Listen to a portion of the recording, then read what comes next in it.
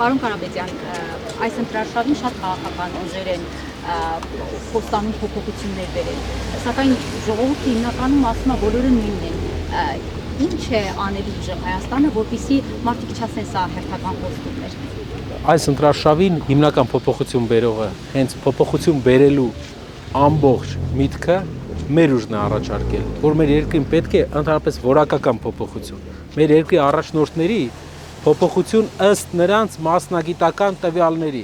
պետք է տնտեսագետ ղեկավար, ով կվերականգնի մեր երկրի քանդված գործարանները, ով կվերականգնի աշխուժությունը մեր շրջաններում։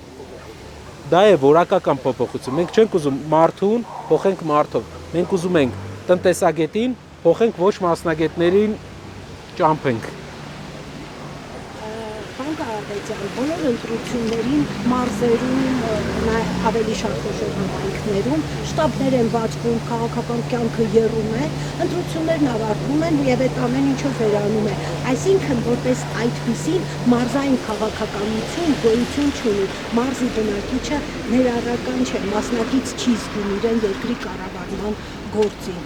Ճիշտ է, բայց ժողովրդավարությունը այսքան ժամանակ հնարել է միայն ընտրությունների ձևաչափը, որպեսզի մարդկանց ներգրավի քաղաքական process-ների մեջ։ Դրանից հետո կան տեղական ինքնակառավարման ընտրություններ։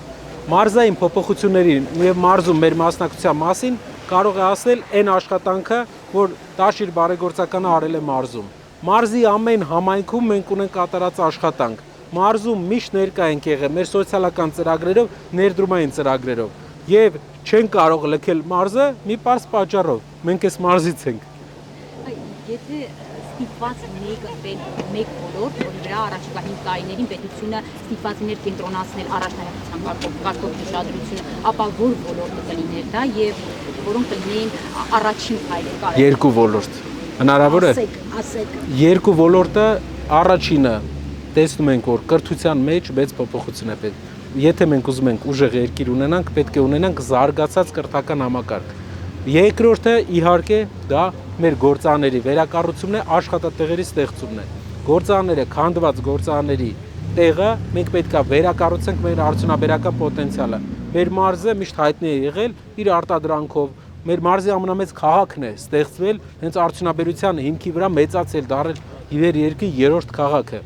Եվ դա պետք է վերաստեղծենք, վերակառուցենք։ Ու այդտեղ ամենակարևոր բանը, որ կուզենայի ասեի, այս ամեն ինչը, համ կրթությունը, համ գործարանների եւ արդյունաբերության վերաստեղծումը մեզ մի բանի համար է պետք, որպեսզի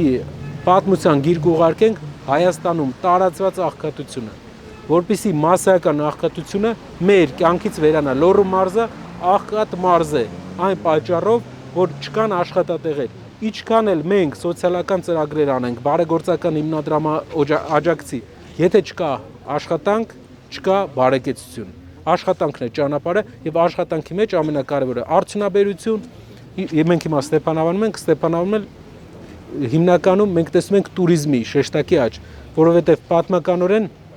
շատ լավ տուրիստական գոտի է։ Մեզանից մի քիչ հեռու պատմական, հայկական Բագրատունների եւ Կյուրիկյանների ամրոցներից մեկն է Լոռվա բերդը, այստեղ է դենդրոպարկը, այստեղ են ժողովուրդը Ստեփանավանի, ովքեր հենց բնածին հյուրընկալ են, հյուրասեր են եւ նաեւ պատմականորեն Ստեփանավանը միշտ եղել է տուրիստական կենտրոն։ Այդ իսկ պատճառով զարգացումը այստեղ տեսնում ենք այսպես։ Վանաձորում արդյունաբերություն։ Տաշիրը ունի զարգացման իր ուղին, որը մենք կներկայացնենք։ Պարոն Կարապետյան, բոլոր կուսակցությունները երիտասարդներին կոչ են անում, երիտասարդների ուղղված լիքը ծրագրեր են առաջարկում, բայց հաշվի առնելով երիտասարդության տարիքը, պատկերացրեք մի քանի տասնամյակ ավել մեծ մարդիկ կան մեր իրականության մեջ, եւ թե կարծում արդյոք, որ այդ մարդիկ օգտակար են եւ նաեւ փորձառու են, այս մասին ինչ կա։ Այո, ավակ սերունդի մեծ փորձը մենք պետք է օգտագործենք մեր երկրում, մեր երկրի վերակառուցումը կազմակերպելու համար, որովհետև մենք այլ փորձի տեղ, քան մեր ավակ սերունդի փորձը, եւ նաեւ օտարերկրյա փորձի համակցությունը չունենք։ Երբ որ մենք ասում ենք արդյունաբերական վերակառուցում, արդյունաբերության վերաստեղծում, ավակ սերունդի օգնությունն է այդտեղ պետք, որովհետև մենակ իրենք են ինստիտուցիոնալ հիշողություն ունեն, թե ինչպես է եղել, ինչպես կարելի է։ Մյուս բանը, ի տարբերություն բոլոր կուսակցությունների, ուզում եմ մի հատ տարբերություն ամեն դեպքում մենք շեշտենք։ Մենք դեռ չենք եղել քաղաքականության մեջ։ Մենք որպես ուժ առաջինն ենք, Սամվել Կարապետյանը Հայաստանում չի եղել քաղաքականության մեջ, առաջի անգամ է քաղաքական process-ն է, մինչդեռ մյուս բոլոր կուսակցությունները մեծի մասամբ իրենք արդեն ներկայացել են իրենց աշխատանքը ինչ որ առումով մաս են կազմել իշխանական բուրգի։ Այսօր հիմնականում մեր քաղաքական դաշտում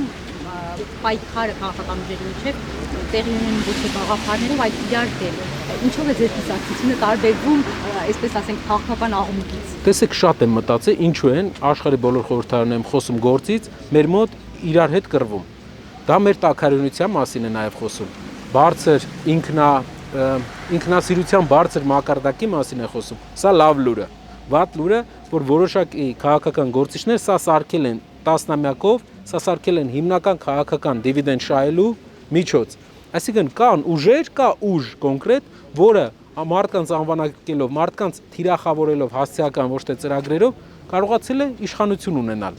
Եվ այդ որակական փոփոխությունը հիմնականում մենք որ ուզում ենք ասենք, ինչու ենք մենք տասնյակ անգամներ շեշտում մեր ծրագրերի մասին, ինչու միայն չենք պատմում մեր ղեկավարի մասին, իր անցած փայլուն ճանապարհի, այլ պատմում ենք ծրագրերի մասին, որ մարդիկ տեսնեն մեր ծրագիրը գնահատեն, մեզ պետք չի առանց մեր ծրագիրը գնահատելու, որ մեր հայրենակիցները ինչ որ կողմնակալ վերաբերմունք ունեն։ Պետք է ծրագիրը հասկանան, տեսնեն ինչ ենք առաջարկում եւ այդ ժամանակ կատարեն իրենց ընտրությունը։ Ուզում են փոփոխություն, թե ամեն ինչ լավ է, թե մենք հիմա արդեն բոլորը բարեկեցիկ են ապրում ու Հայաստանին փոփոխություն պետք չի։ Իմ կարծիքով այն երկրում, որտեղ ամեն 5 քաղաքացուց մեկը աղքատ է, փոփոխությունը ոչ թե պետք է, այլ անհրաժեշտ է։ Պարոն Կարապետյան, գաղտնիք չէ, որ ոչ միայն որ մարզում հանրապետությունը փոքր համայնքները դատարկվում են, թեկուզ եւ ասֆալտապատ, բայց դատարկվում են։ Այս ուղղությամբ ինչ կասեք։ Աշխատատեղ, գյուղատնտեսության մեջ մեր երկրում ընդհանրապես ոչ մի լուրջ պրոյեկտ չի արվում։ Գյուղացիները մշակում են հողը, դժվարությամբ ստանում են բերք եւ չգիտեն թե ուր վաճառեն դա։ Եթե մենք ուզում ենք գյուղերը չդատարկվի, մարդիկ պետք է աշխատեն գյուղերում։ Եթե մենք ուզում ենք գյուղատնտեսությունը ու ընդհանրապես համայնքները զարգանան, պետք է գյուղերում գյուղատնտեսական զարգացում, դա հենց մեր մթերման կայանների երաշխավորված բերքի վաճառքի ծրագիրն է, իսկ ամեն համայնքի համար զարգացման իր ծրագիրը։ Մենք տեսնում ենք Ալավերդու շրջանի տնտեսական կոլապսը։ Ալավերդին մենք կորցնում ենք Ալավերդու տնտեսական ուժը ամբողջությամբ կորցրել ենք, երբ որ փակվել է Պղնձաձուլարանը։ Այս պարագայում մենք տեսնում ենք, որ պետք է Պղնձաձուլարանին համահունչ մի արդյունաբերական ընկերության ներկայություն այդ համայնքում, որ մարդիկ աշխատանք ունեն։ Եվ մենք Ալավերդի էինք այցելել, հարցնում էին ինչպես է իրավիճակը եւ մարդիկ ասում էին ֆաբրիկայի փակվելուց հետո շատ վատ է գործերը։ Անկամ բոլոր վարորդները բոլոր ասում են վատ է։ Մեր երկրում խանութները մեր երկրում պետք է որ Ալավերդին վերակենդանացնելու համար, Ալավերդին չկորցնելու որպես տնտեսական միավոր, պետք է որ այդտեղ գործ լինի։ Յուղերում բերքի վաճառքի հնարավորություն ունենա։ Օձունի օրինակը բերեմ։ Օձունում այս տարի մարդիկ ստացել էին ռեկորդային բերք եգիպտացորենի եւ վաճառելու տեղ չունեին։ Դուք պատկերացնում եք մեր երկիրը տարեկան 20-30 միլիոն դոլար եգիպտացորեն է ներմուծում, բայց օձունցին ստացել է այդ եգիպտացորենը, բայց չի կարողանում հասցնի գնորդին։ Ու այդտեղ է հիմնական գաղափարը, որ պետք է բերքի գյուղացին զբաղ մենակ բերք մշակելով, ոչ բերքը ստանալով եւ ոչ թե վաճառքով։ Վաճառքը պետության խնդիրն է։ Պետությունը պետք է կազմակերպի թե մասնավորով, թե պետական աջակցությամբ վաճառքը բերքի։ Ու օձունի օրինակը ամենամեծ օրինակն է, թե ինչպես չի աշխատում մեր գյուղատնտեսական համակարգը։ Ու ասեմ ինչպես կարող է աշխատել, երբ չունի նախարարություն, գյուղատնտեսության նախարարություն չունի այս երկիրը։ Կարծես թե գյուղեր չկան։ Գյուղերը մենակ ասֆալտ անելու համար չի, տենդեր անելու համար չի։ Ասֆալտը լավ բան է, բայց պետք է մարդու տուննել միջոց գա, որ մարդը կարողանա վայել իր ընտանիքը պահի, ժամանակին վայել։ Խնդրում եմ խոսեք նաև դպրոցների փակման վերաբերյալ, քանի որ պետությունը այսօր իրավիճակագիր է դրել համատարած դպրոցներ են փակվում։ Այս խնդիրը ինչպես պետք է դպրոցների փակումը անվան տակ։ Դպրոցների փակումը երկու խնդիր ունի։ Առաջինը Հայաստանում ամեն 4-րդ գյուղում գյուղ մնալու է առանց դպրոց։ Դա նշանակում է, որ գյուղը թուլանում է։ Երկրորդը, երբ այս իշխանությունը, ես մի անգամ ասել եմ, երբ որ այս իշխանությունը փակում է դպրոցը, նա ցույց է տալի, որ հույս չունի, որ այդ համայնքում բնակչությունը կաճի։ հույս չունի, որ ինքը կարողանալու է բերի զարգացում։ Եթե դու դպրոցը արդեն փակում ես, ուրեմն ձեռքերդ լվացել ես այդ համայնքից։ Հենց պրինցիպը դրանում է, որ դպրոցը պահել ու համայնքները զարգացնել։ Մենք այլ ելք չունենք, մենք չենք կարող մեր համայնքների 1/4-ը առանց դպրոց թողենք, թե ինչը չեն կարողանում զարգացնել։ Պետք է սովորենք զարգացնել, որովհետև ուրիշ երկիր չունենք։ Սա է։ Ձեր թիմակիցներից շատերին մեղադրում են ընտրակաշառքի մեջ։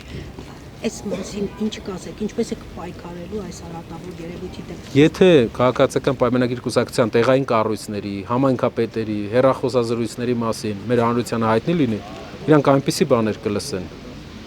այնպիսի մարդկանց վրա այնպիսի ճնշումների մասին կլսեն, որ հաստատ մարդկանց տրամադրությունը այլևս նույնը չի լինի։ Ընտրանքային ինչ որ իրենց process-ները ես կարող եմ երկու բան ասել։ Առաջինը, այսօր Հայաստանում կարիք չկա մեկը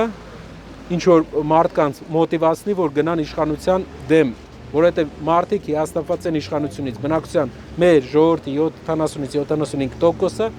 փոփոխություն է ուզում։ Մոտիվացնելու կարիք չկա։ Երկրորդը, եթե իրապես այդպիսի մի բան լիներ, հիմա սարքել էին մեծ պատմություն։ Դա ուղղակի մարդկանց մոտ այն տպավորությունը ստեղծելն է, որ ինչ որ ֆինանսական միջոցների բանի հետ կապված, որի մասին պատասխանել է մեր ղեկավարը Սամվել Կարապետյան, ասել է այս երկրում կաշառք տվողն էլ, կաշառք վերցնողն էլ իշխող ուժն է։ Բա պաշտոնապես մեկնարկում է Քարոզ Արշավը։ Ում հետ կբանավիճեք, Նիկոլ Փաշինյանի հետ կբանավիճեք։ Քաղաքական ուժերի ղեկավարների հետ իհարկե պատրաստ եմ։ Ընդհանուր բանավեճը Այո, իրենց հետ էլ կբանավիճենք սիրով։ Մենք սպասում ենք այդ օրվան, մեր հանրությունը պետք է տեսնի դա։